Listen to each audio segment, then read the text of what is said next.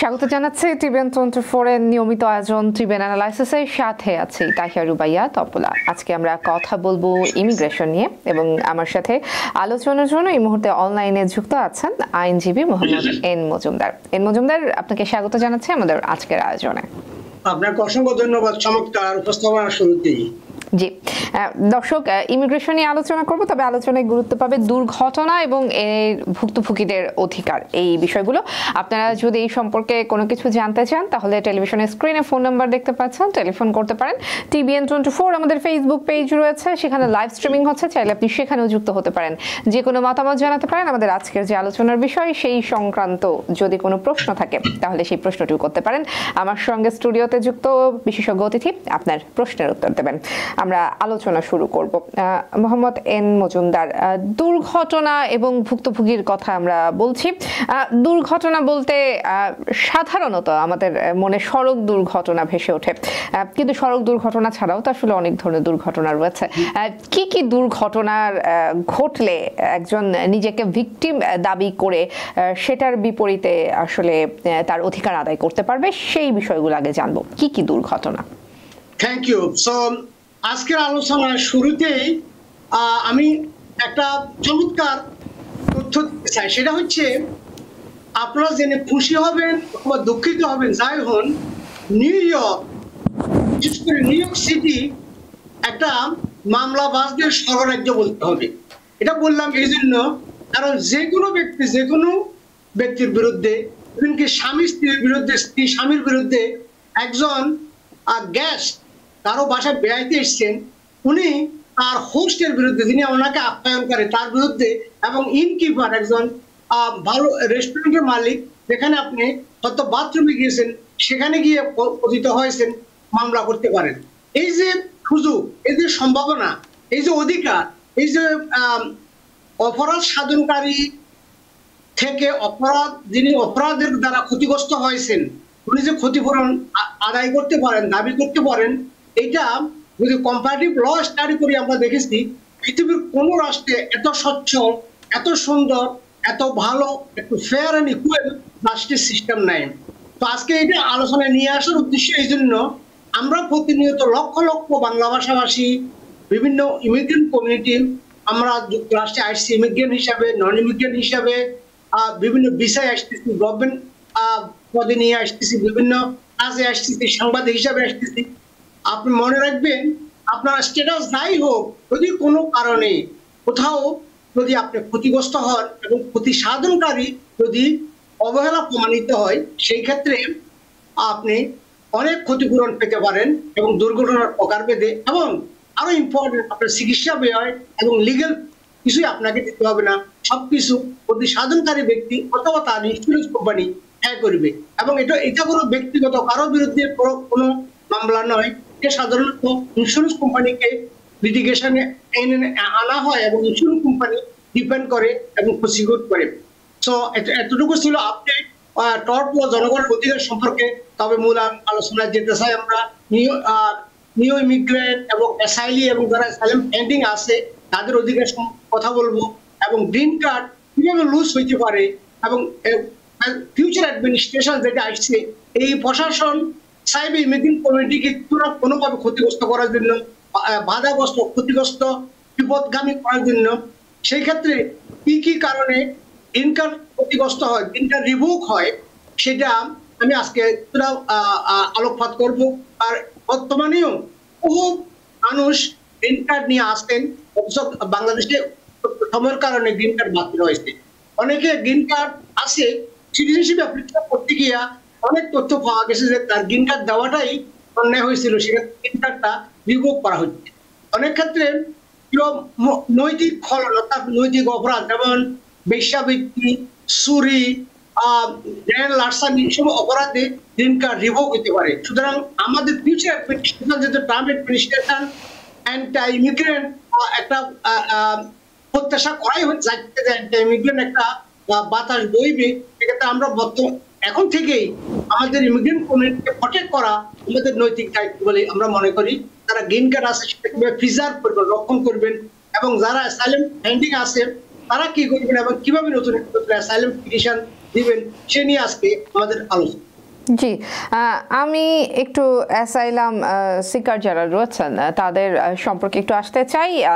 সম্প্রতি একটা বিষয় আসলে খুব আলোচনায় এসেছে, বিশেষ করে ট্রাম্প নির্বাচিত হওয়ার পর যে কথাটা বারবার বলা হচ্ছে, আনডকুমেন্টেড।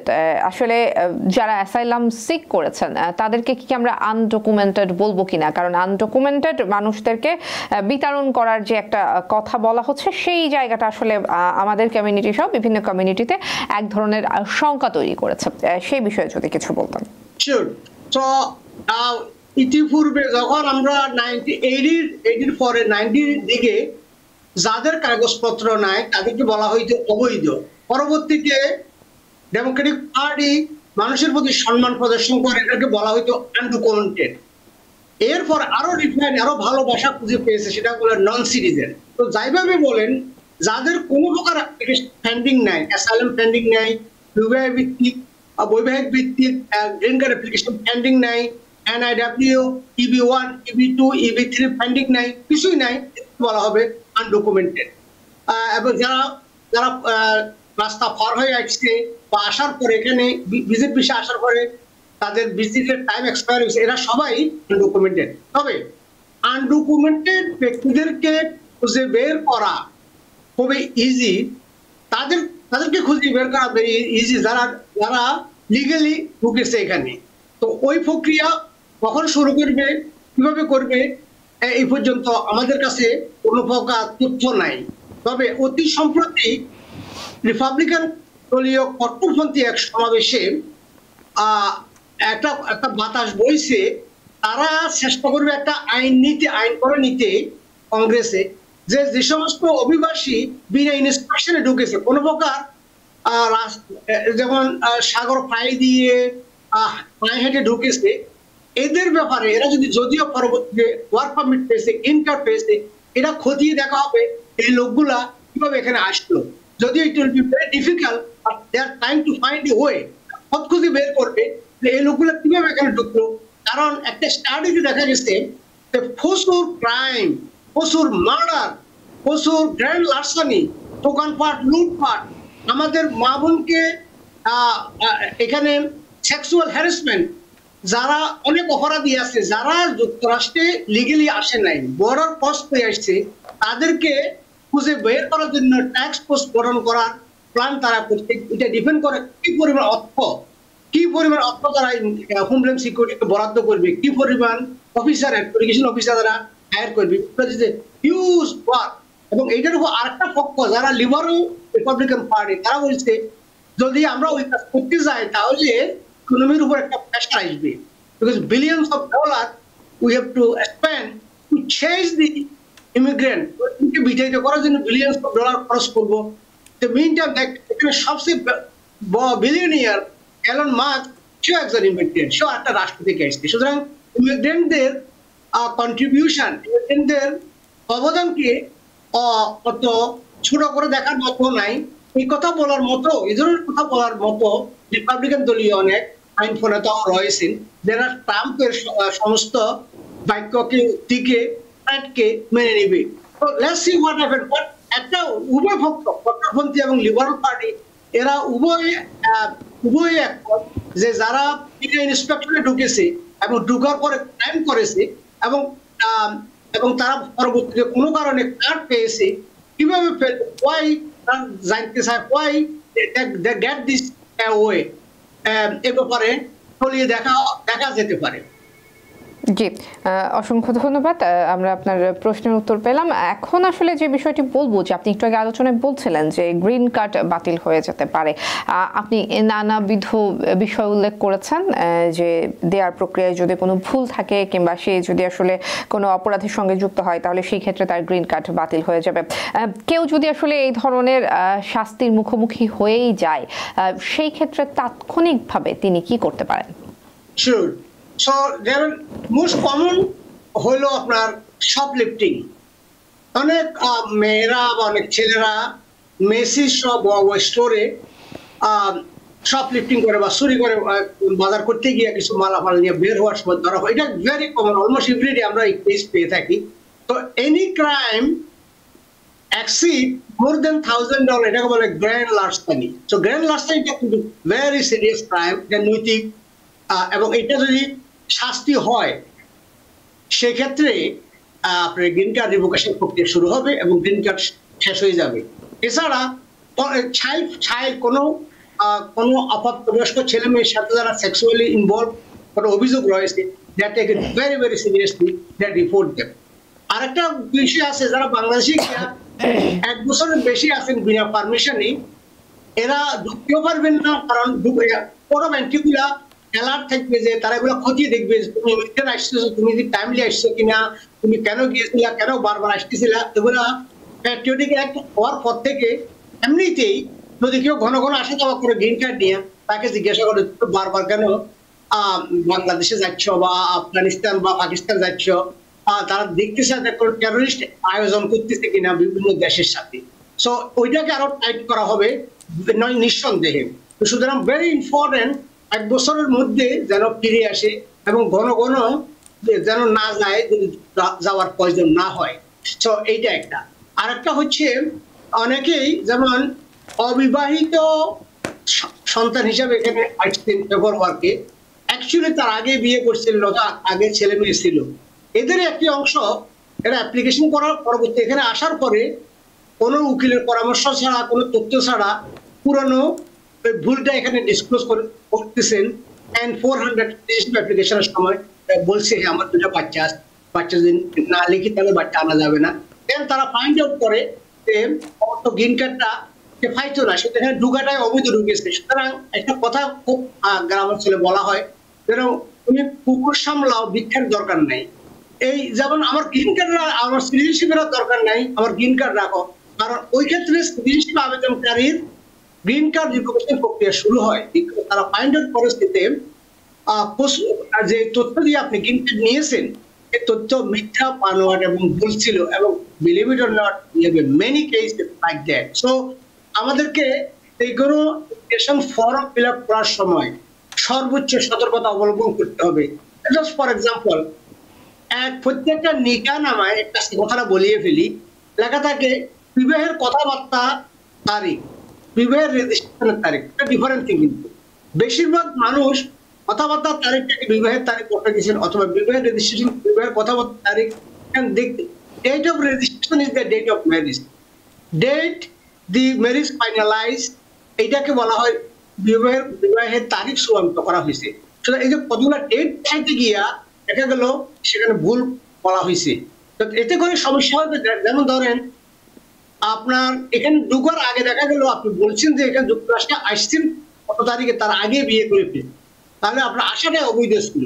এই ধরনের লেখার ভুলের কারণে অনেক সময় এই ধরনের সমস্যার সৃষ্টি হয়। তবে লেখার ভুলের কারণে যদি হয় সেটা কাটিয়ে উঠা যায়, বাস্তবে যদি এরকম ঘটনা হয়ে থাকে সেটা ওভারকাম করা ভেরি ভেরি ডিফিকাল্ট। তো very important to do the paper work very accurately, very neatly and correctly, and review করা নামের সাথে, ডেট অফ বার্থের সাথে, জন্ম তারিখের সাথে প্রত্যেকটা ডকুমেন্ট করেসপন্ডেন্স করে কিনা, ডেট অফ বার্থ, বার্থ সার্টিফিকেটে কেমন আছে, ম্যারেজ সার্টিফিকেটে কেমন আছে, আবার গ্রিন কার্ডে কেমন আছে, পাসপোর্টে কেমন আছে। যদি সাংঘর্ষিক তথ্য হয় সেটাও রিভোকেশন প্রক্রিয়ার সম্মুখীন হতে পারে। জি, আমরা অনেকখানি স্পষ্ট হয়েছে। একজন দর্শক রয়েছেন, আমরা টেলিফোনটি নিয়ে আসতে চাই। দর্শক কে আছেন সাথে, নাম বলে প্রশ্নটি করুন। হ্যালো, আসসালামু আলাইকুম। ওয়ালাইকুম আসসালাম। আচ্ছা আপু, আমি একটা জিনিস জানছি। আমি নিউ ইয়র্ক কুইন্স থেকে বলছি। আমি আসছি আসলে আমি এখানে অনেকদিন আগে, প্রায় 10 বছর আগে। তো আমার গ্রিন কার্ড হয়ে গেছে, আমি গ্রিন কার্ড পেয়ে গেছি। তো আমার ওয়াইফ আছে 7 মান্থ হবে, তো ওদের জন্য গ্রিন কার্ড এখনো অ্যাপ্লাই করি নাই। তো এটা কি ওরা কি এখন অ্যাপ্লাই যখন করি নাই? জি দর্শক, আপনার প্রশ্নটা কি সেটা বলুন। ওকে, আমি এসালামে আসছি। আমার গ্রিন কার্ড হয়ে গেছে এখন। তো আমার ওয়াইফ ওরা ভিসা হয়ে গেছে, ওরা আসছে 7 মাস হয়ে গেছে আমেরিকাতে। তো ওদের জন্য গ্রিন কার্ড এখনো অ্যাপ্লাই করি নাই। ওরা কি আনডকুমেন্ট নিয়ে পড়বে এখন? এই ক্ষেত্রে কি ট্রামের কোনো মানে ইয়েগুলো পরিকল্পনা করতে পারে? ওরা ওই সমস্যাটা করতে পারে?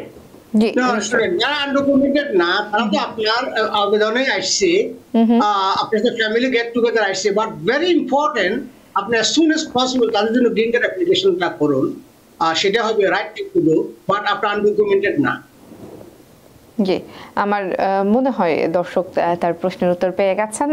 এখন আসলে যে বিষয়টি বলবো সেটি হচ্ছে যে যখন কেউ আসলে কোনো দুর্ঘটনার শিকার হয়, আমরা যেটি বলছিলাম যে দুর্ঘটনার শিকার কিংবা যে কোনো একজন ভুক্তভোগীর কথা যদি আমরা বলি, দেখা যায় যে অনেক ক্ষেত্রেই তিনি হয়তো পর্যাপ্ত তার যে অধিকার পাওয়ার কথা কিংবা যে ধরনের বিষয়গুলো আসলে তিনি কাঙ্ক্ষিত সেগুলো যদি তিনি না পেয়ে থাকেন, সেই ক্ষেত্রে আসলে একজন ভুক্তভোগী কিংবা একজন ভিকটিম কি করতে পারেন? Sure, very good question. যেমন একটা অ্যাক্সিডেন্ট যখন হয়, দেখা গেল অ্যাক্সিডেন্ট হয়েছে কিন্তু কোন গাড়ি আপনাকে মারছে এই গাড়ির কোনো হদিস পান নাই আপনি। সো সেই ক্ষেত্রে স্টেট ইন্স্যুরেন্স শুধুমাত্র 25,000 আনইনস্যুরড ভেহিকলের জন্য অ্যালোকেটেড থাকে। তো সেই ক্ষেত্রে আপনার হাত একটা বা পা একটা চলে গেলেও আপনি ওই 25,000-এর বেশি টাকা আদায় করা almost impossible unless some other insurance of some way. But basic rule হচ্ছে যদি কোনো লোক হিট এন্ড রানের সম্মুখীন হয় সেক্ষেত্রে সাধারণত 25,000 বেশি পায় না। আরেকটা কারণ আছে, যেমন কোনো কোনো ক্ষেত্রে শুধু 5,000 পাইতে পারে, যেমন আপনার ক্ষতিটা এত নগণ্য, এত সামান্য, যেমন আপনি ডাক্তার কাছে তেমন যান নাই, থেরাপি তেমন করেন নাই, তেমন ক্ষতি প্রমাণ করার মতো কোনো কাগজপত্র আপনার কাছে নাই, সেক্ষেত্রে তো কম হয়ে থাকে। আরেকটা কারণ টাকা কম হওয়ার কারণ হলো, দেখা গেল নিউ ইয়র্ক স্টেটে গাড়ি চালাতে হলে মিনিমাম ইন্স্যুরেন্স হচ্ছে একটা গাড়ির জন্য $25,000 ইন্স্যুরেন্স নিলে হয়।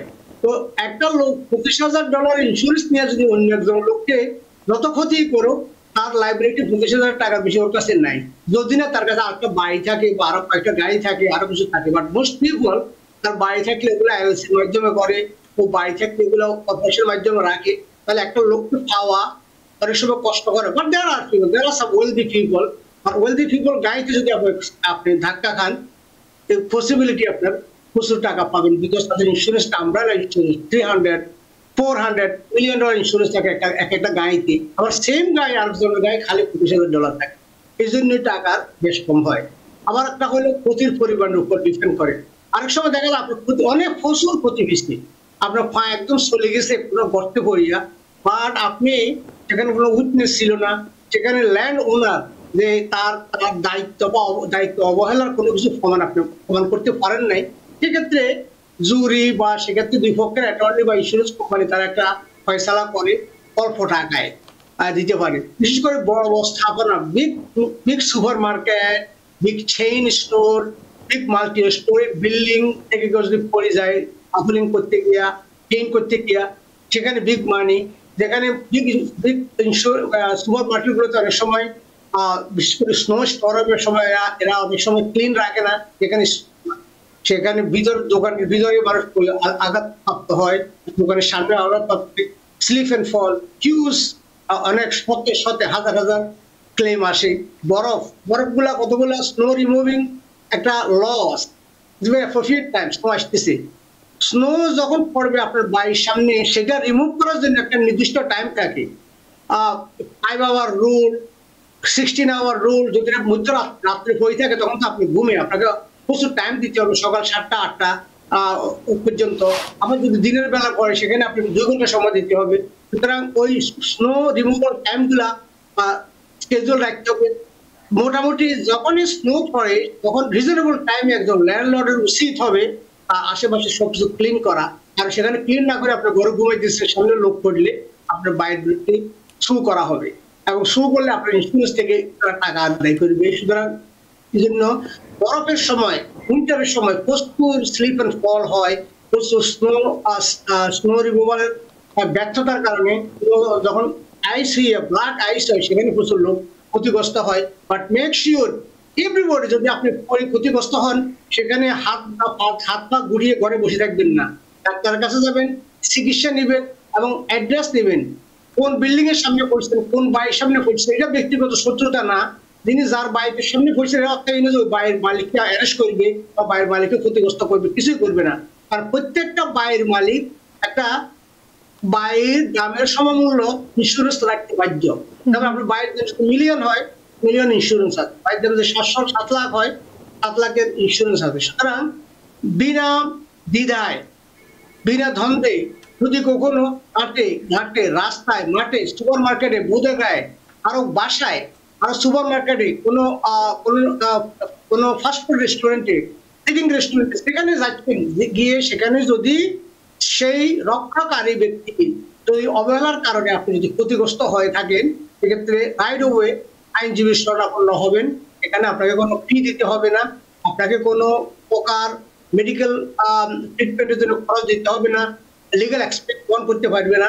সাধারণত আপনার টাকা উদ্ধারের পর সেখান থেকে একটা পার্সেন্টেজ আপনার লয়ার নিবে, বাকিরা আপনি পাবেন। It's very clear. আরো একটা সতর্কতা করতে চাই, ইদানিং একটা আমরা তথ্য পেয়েছি, তো বাংলাদেশ থেকে আসছিলেন ভিজিট করতে, উনি এখানে বাস কলাপস খাদে পড়ে উনি এখানে মারা গেছেন। ওই ধরনের সিচুয়েশন যখন হয়, আত্মীয় স্বজনের বাংলাদেশ থেকে তার এই ক্ষতিপূরণের টাকা আদায় করতে পারবে ইউএস কনসুলেটের মাধ্যমে। সুতরাং এবং যারা আজকে আসছেন মাত্র, গতকালকে আসছেন মাত্র, সেক্ষেত্রে সেটা আনডকুমেন্টেড কি ডকুমেন্টেড, সিটিজেন কি নন সিটিজেন, গ্রিন কার্ড আছে কি নাই সেটা ব্যাপার না। এই ক্ষতিগ্রস্ত ব্যক্তি মাত্রই ক্ষতিপূরণের দাবিদার। জি, আমরা একটু টেলিফোন নিয়ে আসতে চাই। দর্শক কে আছেন সাথে, নাম বলে প্রশ্নটি করুন। আসসালামু আলাইকুম। ওয়ালাইকুম আসসালাম। আমি খসরু খান মিশিগান থেকে বলছি। জি, আমার প্রায় 2 মাস হয়েছে আমি ইয়েতে আসছি, এই বাংলাদেশ থেকে এখানে আসছি। এখন আমার 2টা প্রশ্ন আছে। আমার একটা হলো, আমার গ্রিন কার্ড এখনো আমি পাইনি।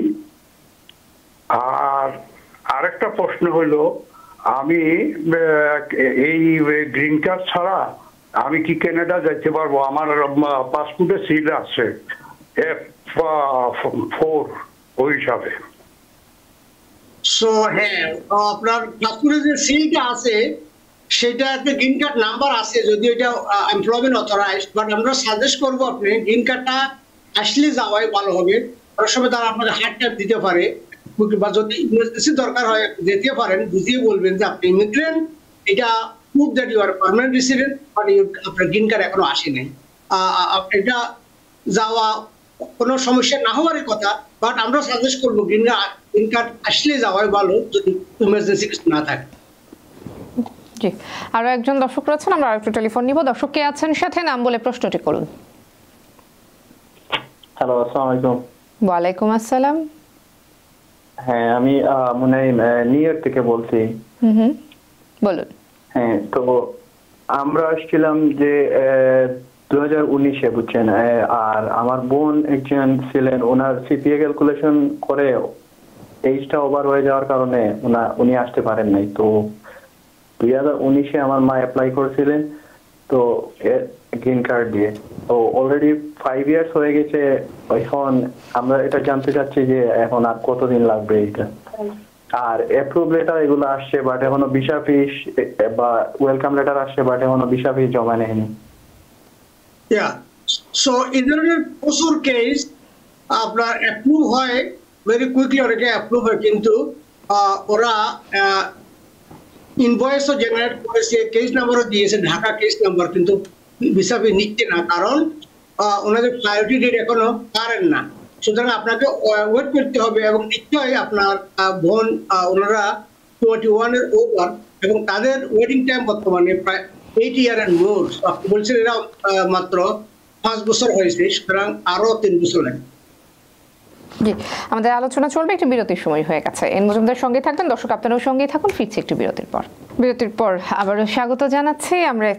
আমরা ইমিগ্রেশন নিয়ে কথা বলছি। আইনজীবী এন মজুমদার এই মুহূর্তে আমার সঙ্গে অনলাইনে যুক্ত আছেন। দর্শক আপনারাও যুক্ত হতে পারেন। টেলিভিশন স্ক্রিনে ফোন নাম্বার দেখছেন, টেলিফোন করতে পারেন।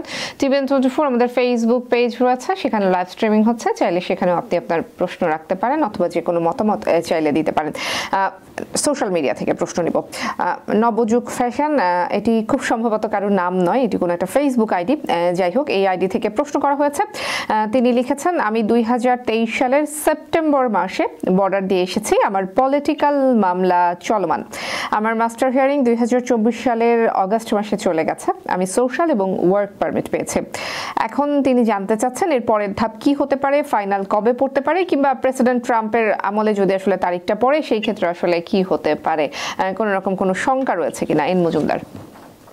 আমিও কাউকে ভয় লাগাতে চাই না, তবে এনভায়রনমেন্টটা কিছুটা ভয়েরই হবে, এটা সবারই প্রত্যাশা, যেটা গতবারও ছিল।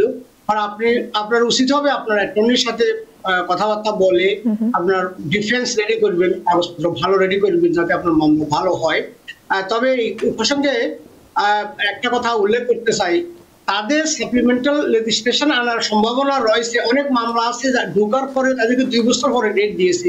ওই সমস্ত ডেট সমূহ ত্বরান্বিত করে এনে দ্রুত হিয়ারিং করার সম্ভাবনা আছে, কারণ বিশেষ করে যারা বর্ডার ক্রস করে আসছে। কারণ রিপাবলিকান পার্টির কঠোরপন্থী যারা, দে আর ভেরি কনসার্ন, তারা ভেরি ওরি, লক্ষ লক্ষ লোক ঢুকে গিয়েছিল বিনা ইন্সপেকশনে। এদেরই একটি অংশ এখানে টেরোরিস্ট অ্যাটাকের সম্ভাবনা রয়েছে। তারাই বিভিন্ন ক্রাইমে লিপ্ত এবং এটাকে ক্লিন আপ করা তাদের মিশন হিসেবে তারা নিচ্ছে। সুতরাং যদিও এখানে সব লোকগুলা খারাপ লোক না, মেজরিটি তারা ভালো জীবিকার জন্য আসছে অথবা নির্দেশে নির্যাতিত, নিপীড়িত, লাঞ্ছিত হয়ে আসছে। There is tiny group of people যারা এখানে ঢোকার পরে অন্যায় অপরাধ করেছে, যেটাকে আমরা দেশের ভাষায় বলি একে নষ্ট করে। সবাই দুঃখ পায়, বালকে আগুন দিলেও ওর পড়া যায়। এই কথা বলা হয়েছে সামান্য একজনের অপরাধের কারণে সবাই ক্ষতিগ্রস্ত হওয়ার সম্ভাবনা রয়েছে। তবে আপনাকে ভয় পাওয়ার কিছুই নাই, আপনার গেট রেডি। এবং এই যে টার্ম আসার অর্থে ইউনিয়নের সভাকে গয়ে দেশে ফেরত দিবে, ডিউ প্রসেস অফ ল যেটাকে বলা হয়, সেটা হলো আইনি প্রক্রিয়ার সুযোগ সবাই পাবেন। আপনার ট্রায়াল হবে, ট্রায়ালের পর যদি আপনি উইন না করেন, ডিনাই হবে, ডিনাই হলে আপনার বোর্ড অফ ইমিগ্রেশন আপিল করতে পারবেন। বোর্ড অফ ইমিগ্রেশন আপিলে যদি না টিকে, এখানে সেকেন্ড সার্কিট, নিউ ইয়র্কের জন্য সেকেন্ড সার্কিট আপিল করতে পারবেন। সেকেন্ড সার্কিট আপিল যদি না টিকে, এটা আপনার কোরিয়ার ওভার।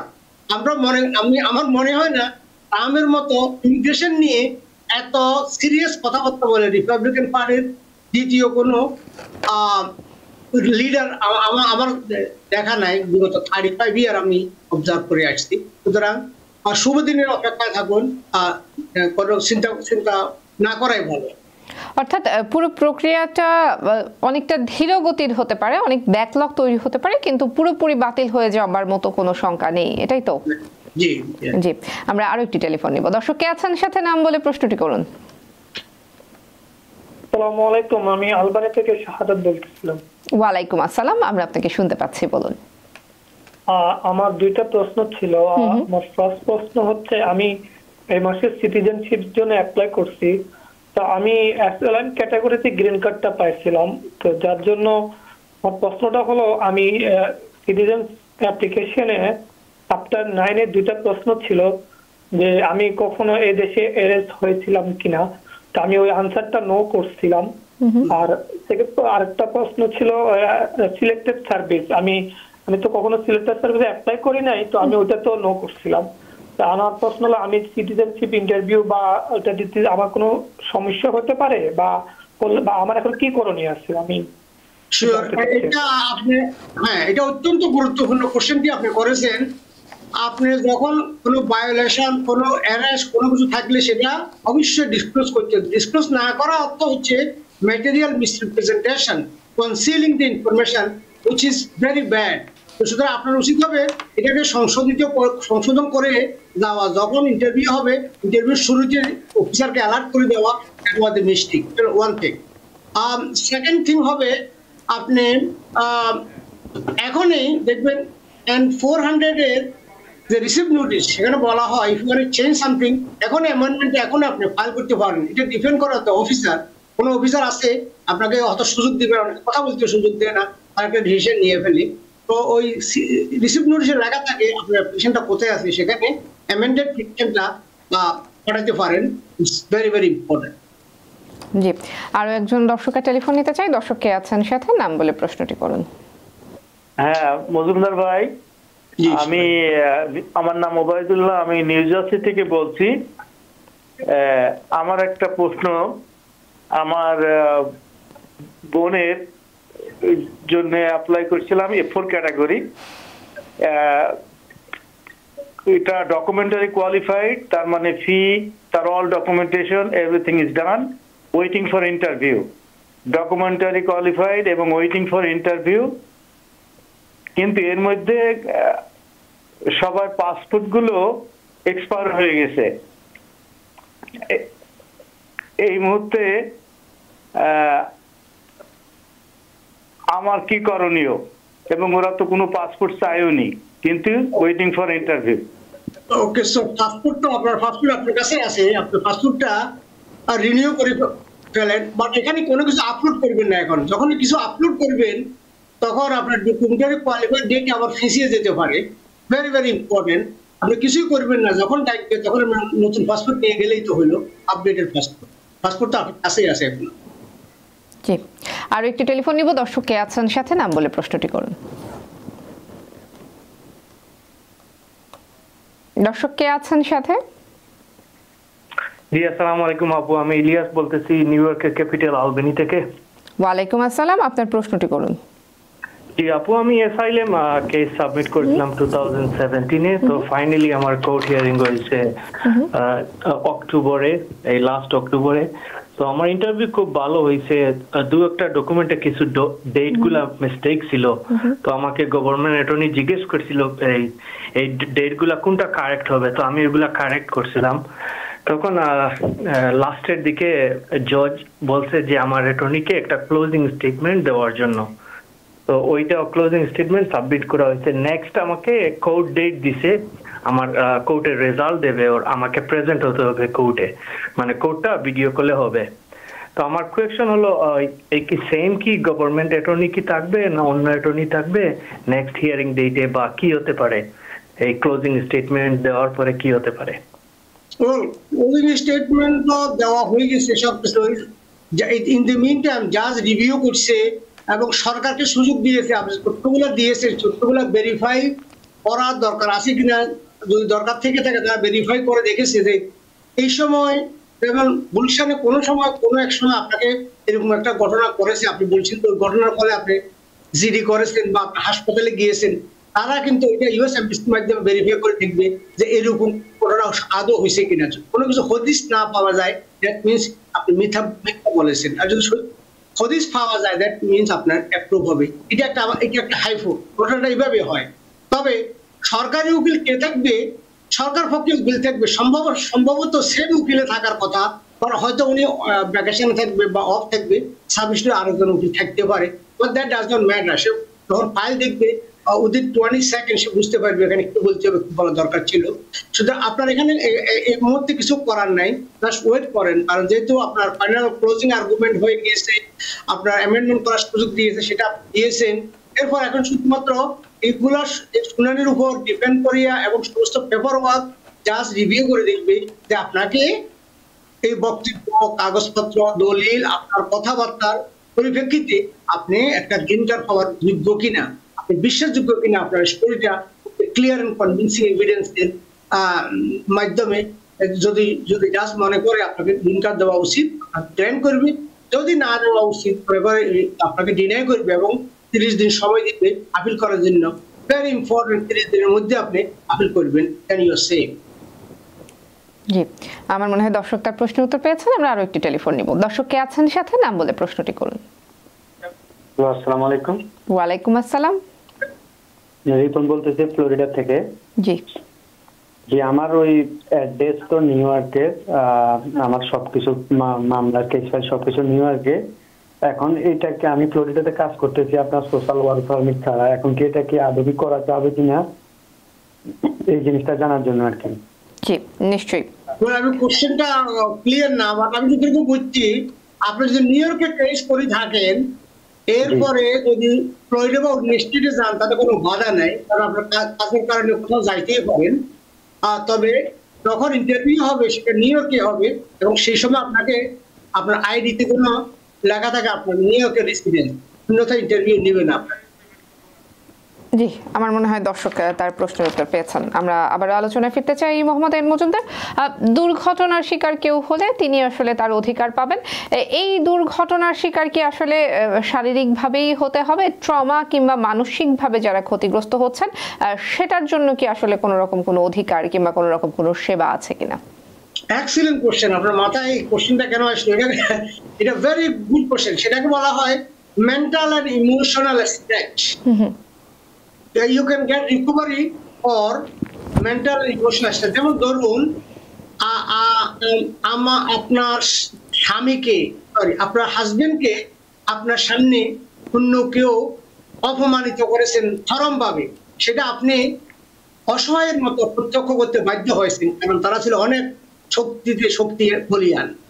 সেই ক্ষেত্রে আপনার হাজবেন্ড যে ক্ষতিগ্রস্ত হয়েছে সেটা ক্ষতিপূরণ দাবি করতে পারবে, এবং এডিশনাল কেস আপনি করতে পারবেন, সেটা হচ্ছে আপনার you become mentally and emotionally stretch, how ক্রেজিয়াস, ইনসাল্টেড ফিল করছেন, সেই ক্ষতিতে আপনি আপনার রাত্রে আর ঘুম হয় না, যে কেমন একটা নাইটমেয়ার আপনার হয়েছে। এটাকে বলা হয় recovery for mental and emotional stretch.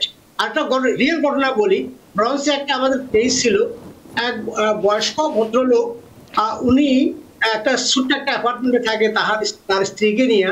অ্যাপার্টমেন্টের চুলা নষ্ট হয়ে গেছিল, স্টোভ। তখন ল্যান্ডলর্ডকে বলি একটা চুলা আনার জন্য।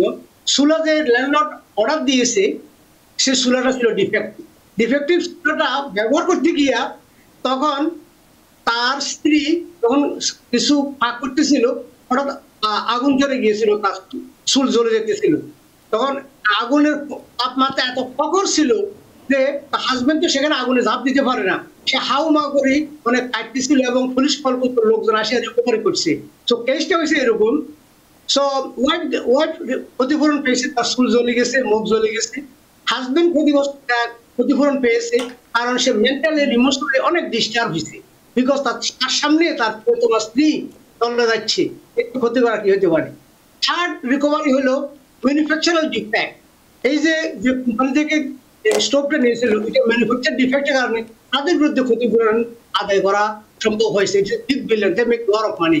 সো তিনটা কেস হয়েছে, মাল্টিপল ব্যাপার। কারণ কেউ যদি ডিফেক্টিভ প্রোডাক্ট মার্কেটে ছাড়ে সেটার জন্য সে দায়ী। এই জন্য প্রথমে বলছিলাম যুক্তরাষ্ট্র বা নিউ ইয়র্ক হচ্ছে মামলার সর্বরাজ্য। Everything, every moment is a possible litigation. So be careful. যাদের কাছে টাকা পয়সা আছে, make sure everything that you do, you must have insurance to cover. You can make billions of dollars and can wipe out in few minutes if you do not have insurance. আমরা আমাদের প্রশ্নের উত্তর পেয়েছি। আজকের মতো সময় শেষ হয়ে গেছে, না হলে আমরা এই বিষয়ে আরো অনেক কিছু জানতে পারতাম এবং দর্শকদেরকেও জানাতে পারতাম। মোহাম্মদ এন মজুমদার, আপনাকে অসংখ্য ধন্যবাদ, আপনি টিভিএন 24-কে আজকে সময় দিয়েছেন। এই আলোচনায় আমি অনেক ধন্য, অনেক ভালো ভালো কথা বলেছি, বিশেষ করে mental and emotional stretch. Next time আরো চমৎকার বিষয় নিয়ে আসবো।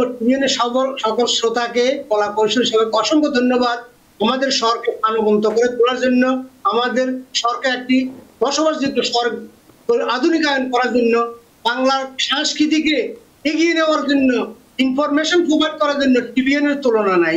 Because during the Covid we provide massive information for the benefit of the New York City. জি, অসংখ্য ধন্যবাদ জানাবো দর্শকদেরকেও। টিভিএন অ্যানালাইসিস এই ছিল আজকের মতো। টিভিএন 24 এর সঙ্গেই থাকুন সব সময়।